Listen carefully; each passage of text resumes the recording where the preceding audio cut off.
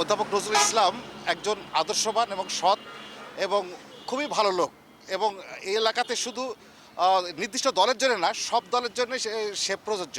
আর তাছাড়া আমি মনে করি যে এই পুঠিয়াতে ঐতিহ্যবাহী পরিবার হচ্ছে মণ্ডল পরিবার। এই পরিবার রাজার আমল থেকে রাজনীতি তারা করে আসছে এবং অন্যতম সে উত্তরসূরি। সে শুধু অধ্যাপনাই করেনি, ব্যক্তি জীবনে সে অনেকগুলো এই সামাজিক কর্মকাণ্ডের সাথে যুক্ত আছে। তার মধ্যে আমার পাশে আছে, আমাদের পাশে মহিলা ডিগ্রি কলেজ আছে।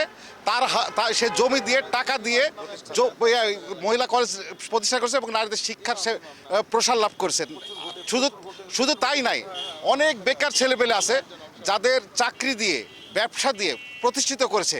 শুধু এখানে না, আশেপাশে আমাদের এই যে বিড়ালদো, তারপর দুর্গাপুর, বিভিন্ন জায়গাতে স্কুল কলেজ মাদ্রাসাতে তার ইটের ভাটা থেকে, তার নিজস্ব ইটের ভাটা থেকে ইট দিয়ে সেগুলো প্রতিষ্ঠা করেছে। এগুলো আমরা জানি, নীরবে বহু সে কল্যাণমূলক কাজ করছে। আর আমরা তার এই জন্যে আমরা বিএনপির ভারপ্রাপ্ত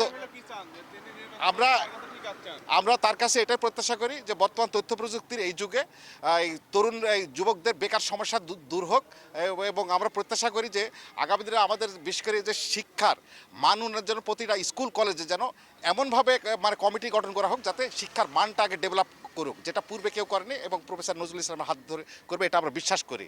আমরা চাই এই এলাকাটা শুধু মানে শিক্ষায় না, অবকাঠামোগত দিক দিয়েও যেন উন্নয়ন লাভ করে, সেটা আমরা প্রত্যাশা করি প্রফেসরের মাধ্যমে যেন হয়। আর অধ্যাপক নজরুল ইসলাম মণ্ডল এমনই একজন নেতা যে শুধু মানে বিএনপি না, অন্যান্য সব দলের কাছে তার জনপ্রিয়তা ভালো আছে, এটা মনে করি।